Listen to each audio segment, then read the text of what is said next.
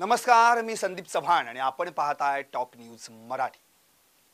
अर्थात विषय वैष्णवी हगवणे। 16 मे रोजी सासरच्या जाचास कंटाळलेल्या या विवाहितेनं गळफास घेऊन आपलं जीवन संपवलं। पण ही या हगवणे कुटुंबाची धाकटी सून होती। तिची मोठी सून म्हणजे या कुटुंबाची मोठी सून, जिचं नाव आहे मयुरी हगवणे। या मयुरी हगवणे यांना देखील या हगवणे कुटुंबियानं प्रचंड त्रास दिला। तिचा देखील असा छळ केला आणि हा छळ इतका भयानक होता की आता तिला सासर सोडून माहेरी राहावं लागतंय। यामध्ये पुन्हा तेच सासू, सासरा, दीर आणि नणंद या चौघांनी मिळून तिला शारीरिक छळ, तिचा मानसिक छळ, एवढंच नव्हे तर तिच्या विरोधात तक्रार करण्यासाठी या नणंद सासूनं राज्य महिला आयोग देखील गाठलं। पण या तक्रारीत तिनं म्हणजे त्या नणंदेनं, जी करिश्मा हगवणे आहे, हिनं नमूद केलं होतं की मला माझा भाऊ आणि माझीच भाऊजाई आम्हाला कशी त्रास देते। पण प्रकरण होतं उलटच। याच करिश्मानं काय करिश्मा दाखवला हे आपण पाहतोच आहोत। लक्ष्मी तारा सारखा कपड्यांचं शोरूम असलेला दिखावा, स्वतःला फॅशन डिझायनर म्हणून मिरवणारी, राजकीय नेत्या मंडळींसोबत उठबस करणारी ही करिश्मा घरात मात्र कुणी उठायचं आणि कुणी बसायचं हे हिच्या तालावर चालत होतं। सुनेनं काय भाजी खायची म्हणजे भाऊजाईनं काय भाजी खायची, कोणते कपडे घालायचे, कधी उठायचं, कधी झोपायचं, कुठं बसायचं, हे सगळं ठरवणारी हीच। बर, हिचं लग्न झालेलंच नाही, वय वर्ष 34। सगळ्या कुटुंबातला दरारा आणि कुटुंबाचा कंट्रोल हिच्या हातात। आता व्हायरल होत आहेत फोटो सगळे तिचे राजकीय नेत्यांसोबतचे, राजकीय महिला नेत्यांसोबतचे, अख्खा सोशल मीडिया पाहतोय। आता यांच्या घरात मी तर म्हणतो हगवणे कुटुंबात या माणसांपेक्षा जनावरं बरी अशी परिस्थिती झाली। म्हणजे तुम्ही धाकट्या सुनेचा छळ केला ते केला, तिला तर जीवनच संपवायला लावलं। ती मोठी सून तुमच्या तावडीतनं वाचली, जी आज माहेरी सुखरूप आहे, पण तिला कसं छळलं यावरच मी आजचं लाईव्ह करणार आहे, ज्याचं नावच आहे या हगवणेला तुडवा। कारण हा जो शशांक नावाचा दिवटा आहे ना, म्हणजे वैष्णवीचा नवरा, जो तिचा होऊ शकला नाही, कधी तिच्या पोराचा कधी होऊ शकला नाही, हा ज्या वहिनीला कधी आयुष्यात वहिनी म्हणून यांनी हाक मारली नाही, हा त्या वहिनीला हा निर्लज्ज दीर काय अर्वाच्य भाषेत बोलला ना, तेच मी तुम्हाला सांगणार आहे। काय बोलला आता माहितीये? तुला मुलगा होत नाही तर आमच्याकडे ये। निर्लज्ज दिराची वहिनीला अर्वाच्य भाषा। मग अशाला तुडवायचा नाही तर काय ठेवायचा? अख्खा हगवणे कुटुंब त्यातच आहे। बाप तसा, त्याचा दिवटा असा। तिकडे आणखी एकाला अटक झाली दिवट्याची, तो सुशील, आणि हा हगवणे म्हणजे राजेंद्र, दोघं गेले कोठडीत 5 दिवस। या अख्ख्या कुटुंबाने जो उद्योग करून ठेवलाय ना, म्हणजे स्वतःची लेक, स्वतःची पोरगी ती आपली, दुसऱ्यांच्या सुना करून आणल्या की त्या आपल्या नाहीत। आता या मोठ्या सुनेचा कसा छळ केला हे त्या मोठ्या सुनेच्या आईनं आणि तिच्या भावानं राज्य महिला आयोगाला पत्र लिहूनच कळवलं आणि तेच पत्र सोशल मीडियावर व्हायरल झालं। सामाजिक कार्यकर्त्या अंजली दमानिया यांनी देखील आपल्या एक्स वर ती पोस्ट शेअर केलेली आहे। ते पत्र इतकं भयानक आहे, ते पत्र मी तुम्हाला वाचून दाखवणार आहे आणि मग आपण याच्यावर चर्चा करू। 6 नोव्हेंबरला हे पत्र, 6 नोव्हेंबर 2024 राज्य महिला आयोगाला ईमेल करून हे पत्र पाठवण्यात आलं। त्यासोबत मयुरी हगवणे हिला कसं मारलं त्याचे फोटो, त्यासोबतच मेडिकल रिपोर्ट आणि ईमेल केलाय याचा फोटो देखील अंजली दमानिया यांनी शेअर केलेला आहे। आता त्या पत्रात काय म्हटलंय? प्रति अध्यक्षा, महाराष्ट्र राज्य महिला आयोग, महाराष्ट्र राज्य मुंबई. विषय: आमच्या मुलीस तिच्या सासूरवाडीतून होणाऱ्या अत्याचारापासून संरक्षण देण्याबाबत. बघा पत्र कधीच आहे? 6 नोव्हेंबर 2024. आजची तारीख किती आहे? आज जर आपण विचार केला तर 23 तारखेला 23 मे 2025. बघा केवढा गॅप आहे. या पत्रात काय लिहिलंय बघा.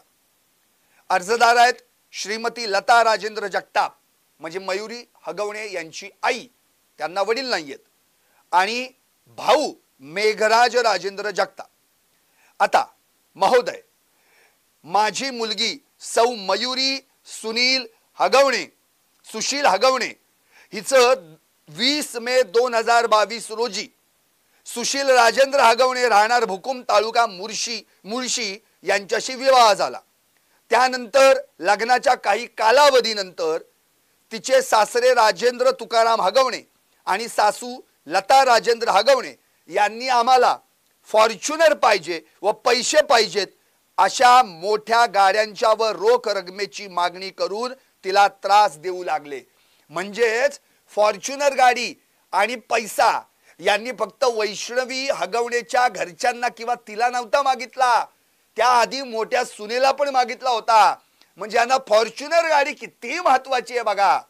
पुढं पती घरी नसताना, म्हणजे मयुरी हगवणेचा नवरा सुशील तो घरी नसताना या वारंवार घटना घडत होत्या. नंतर तिचे सासरे राजेंद्र तुकाराम हगवणे, सासू लता राजेंद्र हगवणे, दीर शशांक राजेंद्र हगवणे आणि नणंद करिश्मा राजेंद्र हगवणे हे तिला मारहाण करून तिला धमकी दिली. तुला वडील नाहीत, तुझ्या अपंग भावास व आईस आम्ही मारून टाकू. आमच्याकडे बंदुका आहेत, काही वाकड करू शकत नाही. माझा मेहुणा मोठा पोलीस अधिकारी आहे व आमच्या मागे मोठा राजकीय पाठिंबा आहे. बघा काय तोरा. अशा धमकी देऊन आमच्यावर दबाव आणण्याचा प्रयत्न करतात. तरी सुद्धा आम्ही घरगुती सामंजस्यानं हे वाद मिटवत होतो. त्यानंतर अति झालं म्हणून शेवटी 18 फेब्रुवारी रोजी पौड पोलीस स्टेशन तालुका मुळशी येथे तक्रार दाखल केली. परंतु त्यावेळी तेथील पोलीस अधिकाऱ्यांनी समज देऊन मध्यस्थी केली. त्यानंतर सासू व सासऱ्यांनी तिच्या पतीकडे माझ्या मुलीला सोडण्याची वारंवार मागणी करू लागले. म्हणजे तू मयुरीला सोडून दे, मयुरीला सोडून दे. तिच्या पतीचा या गोष्टीला नकार असल्यानं त्याचा राग हे मुलीवर काढत होते. पण तो तिचा पाठिंबा तिला देत होता. तो म्हणाला होता की मी सगळं सोडीन पण तिला सोडणार नाही. म्हणजे तिला तिच्या नवऱ्याचा पाठिंबा होता. दिनांक 6 नोव्हेंबर 2024 रोजी तिचे पती घरी नसताना, म्हणजे तो सुशील घरात नसताना सासू सासरे दीर व नणंद यांनी तिला मारहाण केली. बघा आता ही मारहाण किती भयानक आहे. तिचे कपडे फाडले. मुलीच्या, आता मला सांगता पण येत नाही, पण नको त्या जागी हात लावला आणि दीरानं मुलीच्या अवघड जागी लाथ मारली. तुला मुलगा होत नाही तर आमच्याकडे ये या भाषेत मुलीला शिवीगाळ केली. किती थर्ड क्लास आणि नीच प्रवृत्तीचा हा शशांक हगवणे आहे. अरे तू कधी वहिनीला वहिनी म्हणून हाक मारली नाही. परस्त्री माता भगिनी समान आई सारखी ती तुझ्या, आणि तू काय उद्योग केलास. हे सर्व होत असताना मुलीनं मोबाईल मध्ये रेकॉर्डिंग चालू केले होते. हे कळताच तिचा दीर शशांक राजेंद्र हगवणे यानं तिचा मोबाईल हिसकावून पळ काढला आणि रस्त्याच्या मुख्य दिशेने पळून गेला व मुलगी मोबाईल साठी त्याच अवस्थेत, म्हणजे कपडे फाटलेल्या अवस्थेत त्याच्या मागे पाठलाग करत गेली. ही घटना सदर ठिकाणच्या सीसीटीव्ही मध्ये रेकॉर्ड सुद्धा झाली आहे. तिच्याकडे कुणालाही संपर्क करायचं साधन नसल्यानं हतबल परिस्थितीमध्ये तिची हतबल परिस्थिती समजून त्याचा गैरफायदा उचलून या ननंद जी ती काय आहे ती छळ करणारी आणि खाष्ट सासू हे दोघीही कुठं गेल्या? पोलीस स्टेशनला गेल्या आणि तिच्या विरोधात तक्रार दिली. सासू व नणंद यांनी पोलीस स्टेशनला मुलीची तक्रार दिली व इतर अशा अनेक गोष्टी आहेत ज्या अर्जात नमूद सुद्धा करता येऊ शकत नाहीत. म्हणजे बघा काय भयानक त्रास दिलाय. आमची विनंती आहे, आमच्या अर्जाची तात्काळ दखल घ्यावी व आमच्या असहाय्य कुटुंबास कायद्याद्वारे संरक्षण देऊन आमच्या मुलीस न्याय द्यावा ही नम्र विनंती. आपली विश्वासू लता राजेंद्र जगताप. आता हा सगळा पत्राचा भाग तुम्ही ऐकलात. आता तुम्ही मला सांगा, अरे हा शशांक नीच म्हणतो आपण ज्याला, ज्यानं स्वतःच्या बायकोचा पण होऊ शकला नाही, स्वतःच्या बाळाचा कधी होऊ शकला नाही. अरे तिने प्रेमानं तुझ्याशी प्रेमविवाह केला, तुझ्या सोबत जोडीदार म्हणून स्वप्न पाहिली, आई वडिलांशी विरोध घेतला, तो विरोध पत्करून तुझ्याशीच लग्न करणार म्हणून तिने ठाम निर्णय घेतला.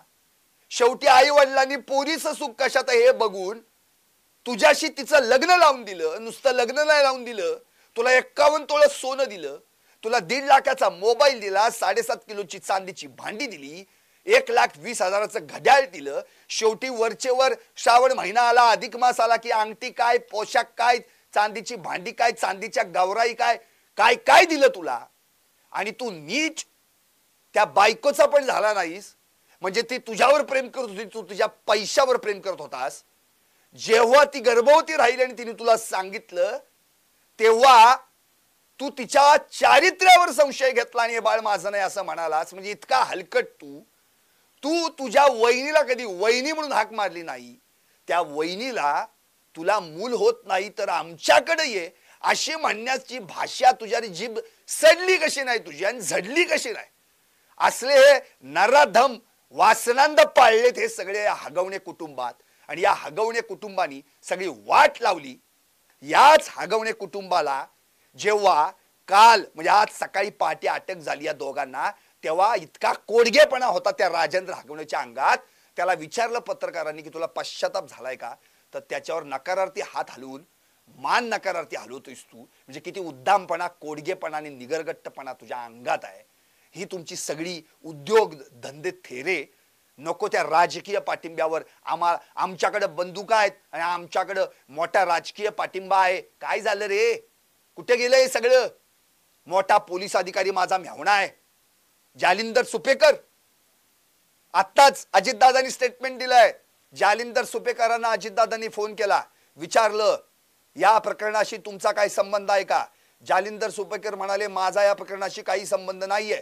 त्यावर अजितदादा म्हणाले जर एखादा फोन कॉल रेकॉर्ड तुमचा सापडला, काय तुमचं बोलणं बिलणं आढळलं तर कारवाई करायला गय करणार नाही असा सज्जड दम अजितदादांनी आज जालिंदर सुपेकरांना दिलाय.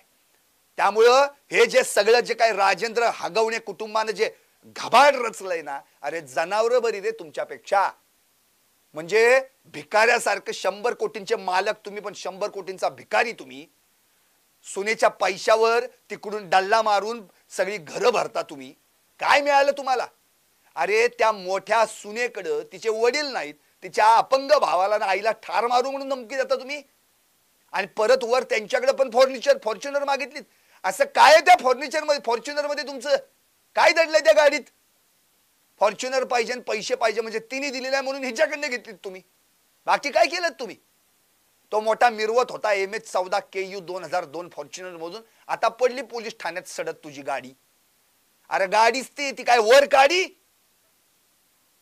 गाडीच ती कुठं नाही नेणार, ती गाडणारच, दुसरं काही नाही करणार. दुसऱ्यांच्या पैशावर नजरा ठेवून स्वतःच्या बायकोच्या माहेरातनं पैसे आणून तिचं जीवन संपवणारा नीच तुम्ही. आणि तुम्ही मागताय पैसे.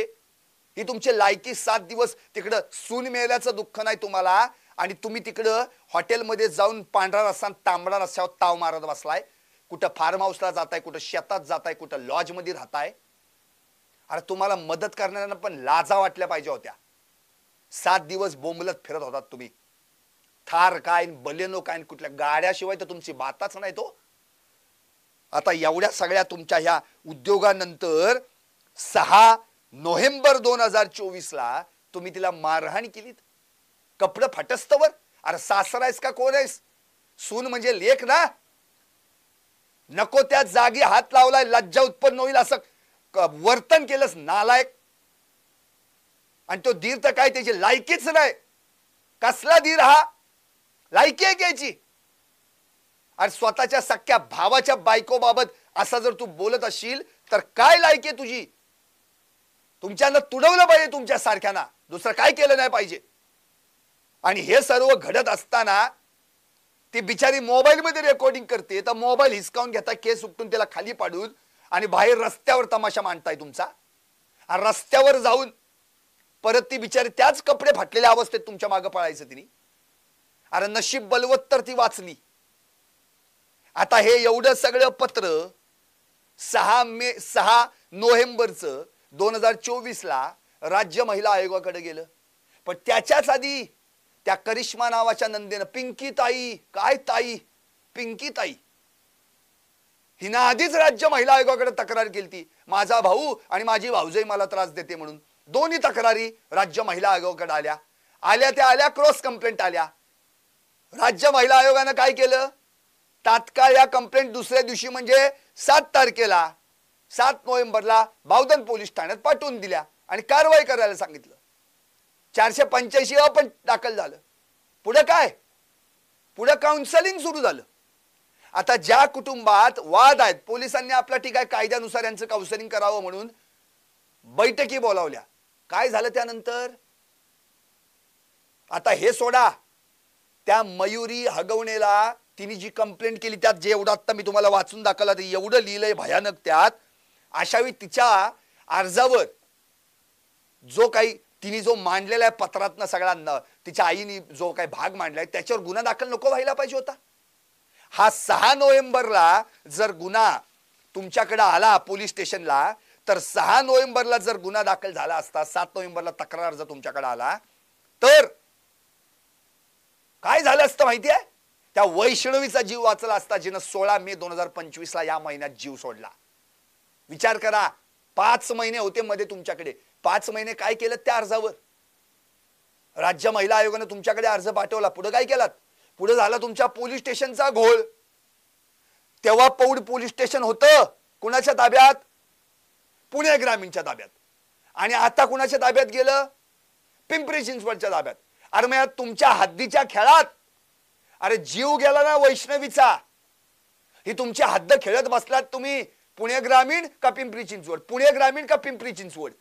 आणि या तुमच्या हद्दीच्या नादात तो अर्ज पडला 4 महिने पडून. काय झालं पुढे त्याच्यावर? त्याच वेळी जर या सासू, ती लता सासू नावाची सासू, ती करिश्मा नावाची नणंद, तो सासरा राजेंद्र हगवणे आणि तो शशांक धीर दिवटा यांच्यावर जर गुन्हा दाखल झाला असता, त्यांना अटक झाली असती, तर आज वैष्णवीचा जीव वाचला असता.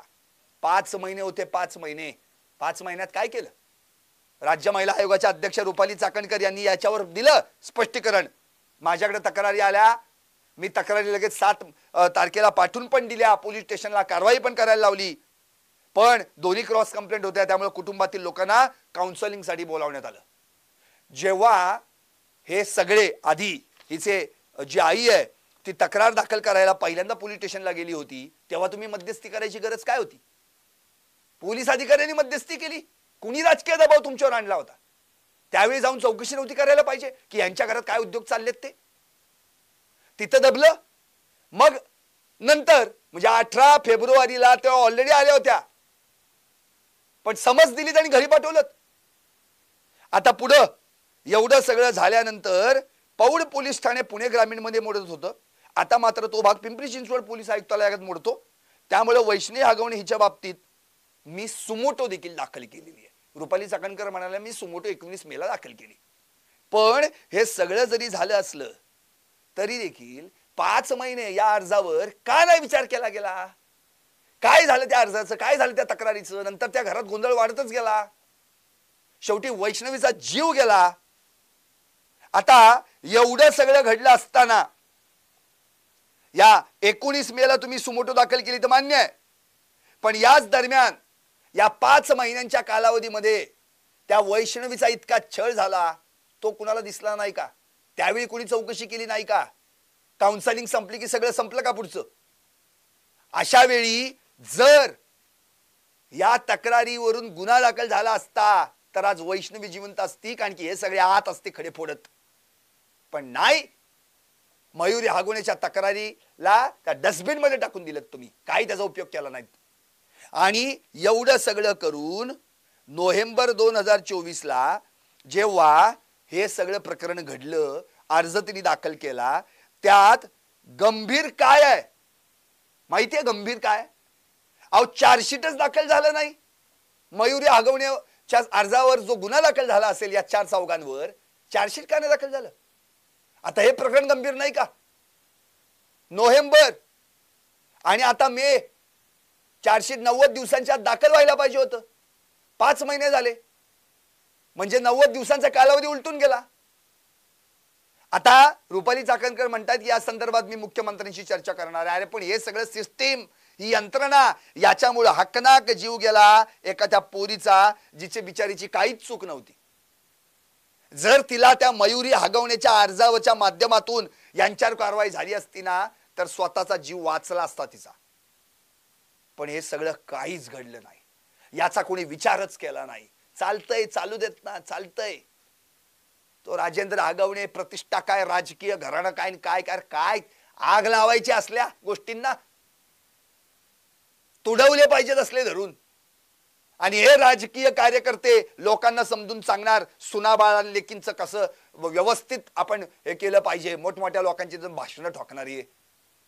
2004 ला उभा राहिला होता मुळशी विधानसभा मतदारसंघातून, तेव्हा कुणाची मतं घेत होता? याच लाडक्या सुनाबाळांची लेकींची ना. स्वतःच्या घरात 2 सुना ते कळलं नाही का आता? जेसीबी काय, पोकलँड काय, काय प्रॉपर्टी काय, काय काय प्लॉटिंग काय, काय काय बिझनेस यांचे. पण घरात काय बिझनेस चालू होता तुमच्या, ज्याच्यामुळं एक अख्खी पोरगी घालवली 23-24 वर्षाची, जिचं बाळ उघड्यावर पडलं. आज स्वामी तिन्ही जगाचा आई विना भिकारी, काय उपयोग आहे त्याचा? बाप असला थर्ड क्लास. आयुष्यभर आता वैष्णवीच्या आई वडिलांनी तिला सांभाळायचं, आणखी तुझ्या ड्युट्याच्या हातात देऊन तर काही उपयोग नाही. आता तुझा हात तर त्या बेडीतच असणार, त्याचा उपयोगच नाही काही. आणि हा नालायक नीच त्या वहिनी आई सारख्या स्त्रीला हे वाक्य बोलतो, तुला मूल होत नाही तर आमच्याकडे ये म्हणून. अरे लायकी आहे का तुमची? एका परस्त्रीबद्दल आपण काय बोलतो ते बोलताना तरी भान असलं पाहिजे. रेकॉर्ड केले तिने तुमचे सगळे ते उद्योग. एवढा सगळा पुरावा राज्य महिला आयोगाकडे दिला गेला होता. काय झालं त्या पुराव्याचं? पोलीस स्टेशन खेळत बसले. पौडी पोलीस स्टेशन पुणे ग्रामीण मध्ये, पौडी पोलीस स्टेशन पिंपरी चिंचवड मध्ये बसले खेळत तिथं. आणि इकडे आयुष्याचा खेळ झाला त्या वैष्णवीचा. अरे हे सगळं हे फॉर्च्युनर फॉर्च्युनर काय फॉर्च्युनर आहे हो? काय फॉर्च्युनर आहे? हागवणे कुटुंबात माणसं राहतात की जनावर? त्या डोळ्यावर झुलत ही लता सोनवणे वैष्णवीच्या आईला सांगते फोनवर, कसं फॉर्च्युनर म्हणजे कसं ब्रँडेड आहे ना, म्हणजे ती कसं जरा दिसायला चांगलं दिसतं. वा, फक्त ताम झाम छान छौकीन याच्या पेक्षा काय नाही. आयुष्य रुबाबात घालवलं, पण सुनांच्या पैशांच्या जीवावर फक्त, बाकी काय नाही. काय काय दिलं नाही तुम्हाला? सगळं दिलं तुम्हाला. एवढं देऊन सुद्धा चांदीच्या गावराई मागता? अरे लाजा वाटायला पाहिजेत. घरात काय भीक लागलेली का तुमच्या? एवढा पैसा कुठे ठेवणार आहात? काय झालं आता त्या पैशाचं? अख्खं कुटुंब बसलं आत जाऊन, अख्खं कुटुंब आत बसलं. काय मिळालं? चितू झाली ती झालीच. एक तर पोरगी देत नव्हते, दिली ही चूक केली. त्यानंतर ते मागते ती देत बसले, ही आणखी मोठी चूक झाली कसपटी कुटुंबाची. आज कसपट समान जीवन झालं त्यांचं. जिच्यासाठी एवढं केलं ती पोरगी त्यांच्याकडे नाही. आज किती दिवस गोंधळ चाललाय 16 मे पासून हेच. पण हे लोकांना कळलं कधी? जेव्हा बाहेर आलं. लग्नापासून हा उद्योग चालू होता हे कुणालाच माहित नाही. या अशा फॉर्च्युनर आणि गाड्या आणि बिड्या या असल्या नको त्या फॉर्च्युनर संस्कृतीमध्ये अडकली ही सगळी आजची तरुण पोरं, आणि संपवलं आयुष्य दुसऱ्यांचं. काय परिस्थिती आज? हे पुणे शहराच्या आसपास जे सगळं जी गावं झालं त्याच भागातला ना मुळशी पॅटर्न. गुंटा मंत्री सगळे तयार झाले तिथनं. फुकायचा गुंटा, करायचा गोप, घालायचा गळ्यात. जमिनी बापजाद्यांच्या विकायच्या ह्यांनी. आता काय परिस्थिती आहे माहितीये? ज्या जमिनी विकल्या त्या जमिनीवर ज्या बिल्डरनी बिल्डिंग बांधल्या त्याच बिल्डिंगचा वॉचमन म्हणून बसतात तिथं तंबाखू चोळत. आणि परत बोंबलत म्हणायचं आमचीच जमीन रे बाबा ही. अरे उपयोग काय आता बोलून? सगळ्या गुंटा फुंकलात ना. काय अवस्था आहे बघा. पुणे शहराच्या अवतीभोवती या गुंटा मंत्र्यांची संख्या वाढत गेली आणि त्यातूनच ही फॉर्च्युनर संस्कृती जन्माला आली. वडिलोपार्जित जमिनीचा गुंठा फुकून फुकून गळ्यात सोन्याचा भला मोठा गोप घालत मिरवणारी ही पिढी शेवटी राजकारणात घुसली. नुसती घुसली नाही, मग लागले फ्लेक्स आणि बॅनर्स.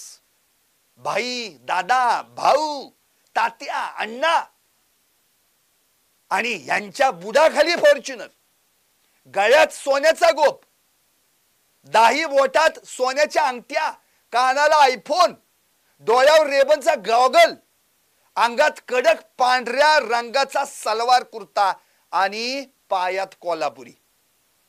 बघता बघता मग याच सगळ्या अवतीभोवती गावात आजूबाजूला पुणे शहराच्या टिळा नावाचा कार्यक्रमाचा एक जोम वाढलं. स्तोम मध्ये माहितीये ना टिळा? अरे काय बाबा त्या टिळ्याचं स्तोम. आजूबाजूला मंगल कार्यालयाच्या पासून जाताना लग्न आहे का टिळा आहे हेच कळत नाही अशी परिस्थिती. बघा, या टिळ्याच्या कार्यक्रमात हसडल्या जाणाऱ्या सीताफळ रबडीच्या किमतीत एखाद्याचं लग्न होईल एवढ्या रबड्याच्या रबड्या तिथं वाहत होत्या, पातेलन पातेलं. ही रबडी संस्कृती आली ना, या फॉर्च्युनर संस्कृती सोबत गुंठा मंत्र्यांनी आणली. बघा प्रत्येकाच्या काय डिमांड्स याच्यात. पुढे काय? तू किती खर्च केले? 5, मी 10 करणार. दादा त्यानं 50 खर्च, 50 सोड, आपण कोटीत खर्च करणार. होल वावरी जावर. मग काय, घे जमीन फुक, घे जमीन फुक. मग 4-4 टाळकी फॉर्च्युनर मध्ये बसवायची, फुक गुंठा, उडव धुरळा आणि बोंबलं धिंडायचं. आणि अशावेळी गरज लागते ना ती राजकीय वरदहस्ताची. मग एखाद्या पक्षात प्रवेश करायचा आणि छटछुट पद घ्यायचं आणि गावभर हिंडत बसायचं. गाडीतून उतरता क्षणी आजूबाजूला बाउन्सर आहेतच. बघतोय झाली एक काय माजलंय ते स्तोम. ए सरक बाजूला, दादा आला, भाई आला, हा युवा नेता आला, दिलदार मनाचा दिलदार नेता, आपल्या हक्काचा माणूस, आपला माणूस, काय स्लोगन. आणि मग असे युवा नेते या पक्षांना हेच पाहिजेत. तरुण पोरं पद दिली की करतात का? मग मोठमोठ्या लग्न समारंभांना 5-50 टाळकी घेऊन जायचं, हार तुरे स्वीकारायचे आणि अमुक तमुक युवा नेता आलाय त्याचं स्वागत असं नाव पुकारतात. तुम्ही आम्ही टाळ्या हाणायच्या, दुसरं काय आहे? दिवसाला 5-6 लग्न, लय दमलो बाबा. मग असं म्हणत परत 30 टाळकी फॉर्च्युनर मध्ये बसवायची, कुठलं तरी हॉटेल धाबा गाठायचा आणि तिथं जाऊन मटणाच्या पांढऱ्या तांबड्या रश्श्यावर ताव हाणायचा. झाला दिवस संपला की दुसऱ्या दिवशी परत उद्योग सुरूच. याच टग्यांच्या टोळ्या जेव्हा यांच्याकडच्या जमिनी फुकून फुकून संपल्या ना, मग यांनी सासरच्या पैशावर उड्या मारायला सुरुवात केल्या. आणि मग पैसे मिळाले नाहीत की लेकी बाळींचे, बायका सोनांचे जीव घ्यायला सुरुवात झाली. बघा ही फॉर्च्युनर संस्कृती किती नडली. आता या अशा सगळ्या उद्योगांमध्ये जर आपण विचार केला तर अशा या फालतू फॉर्च्युनर संस्कृतीत अडकलेल्यांनी कधीतरी बाहेर यायला पाहिजे ना. आता सगळ्या तरुणांना माझी हात जोडून विनंती आहे, गाड्या बिड्यान फॉर्च्युनर काय काय फॉर्च्युनर म्हणजे काय? फॉर्च्युन म्हणजे नशीब. अरे फॉर्च्युनर म्हणजे भाग्यवान.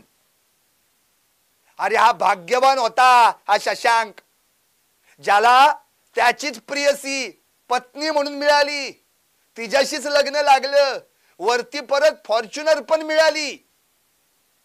काय झालं त्याचं? फॉर्च्युनर कुठं? पोलीस ठाण्यात. हा कुठं? पोलीस कोठडीत. आणि बायको कुठं? पोरग कुठं? काय मिळालं हो ह्याच्यातनं? खरं तर तुम्हाला सांगू का, कुणाच्याही वाट्याला म्हणजे आयुष्यात कुठल्याही मुलीच्या वाट्याला ना असा शशांक नावाचा देवटा फॉर्च्युनर कधी येऊ नये. कुणाच्याही वाट्याला कुठल्याही मुलीच्या नशिबाला असा दिवटा शशांक नावाचा फॉर्च्युनर येऊ नये एवढीच अपेक्षा आहे. कारण नशिबात असा नशीबवान येणं म्हणजे कम नशिबी ठरणं, जसं त्या वैष्णवीच्या नशिबाला आलं. याच्या पलीकडे काही नाही. म्हणून गाड्यान घोड्यान बघून कोणाच्या नादाला लागू नका. आज आहे तर उद्या नाही. जीव गेला त्या वैष्णवीचा, कुटुंब सगळं दुःखात पडलं. कसपटेंचं पोरग उघड्यावर पडलं त्या वैष्णवीचं, ज्याचं नाव आहे जनकराज. आणि ही सगळी बोंबलत बसली हगवणे कुटुंब आता कुठं? कोठडीत. काय मिळालं ह्याच्यातनं? या फॉर्च्युनर संस्कृतीतनं झिरो. हाती काही नाही लागलं. म्हणून भविष्यात एवढाच विचार करा, हे असले नीच ज्यांना आयतं सगळं मिळत गेलं बापाच्या जीवावर, पण स्वतःची कमाई करून आपल्याला आपलं कुटुंब मोठं करायचं सोडून बायकोच्या माहेरच्या सगळ्या घरादाराला फुकून तिथनं सगळं आपलं घर भरायची ही जी संस्कृती आहे ना, याला संस्कृती नाही, याला विकृती म्हणायची आणि याला वाईट प्रवृत्ती म्हणायची. आणि या असलेंना नालायक तुडवलेच पाहिजेत. म्हणून मी म्हटलंय या हगवणीला तुडवा, याचा काय उपयोग नाही. जो वहिनीला इतक्या अर्वाच्य भाषेत बोलू शकतो, ज्याने कधी वहिनीला वहिनी म्हणून कधी हाक सुद्धा मारली नाही.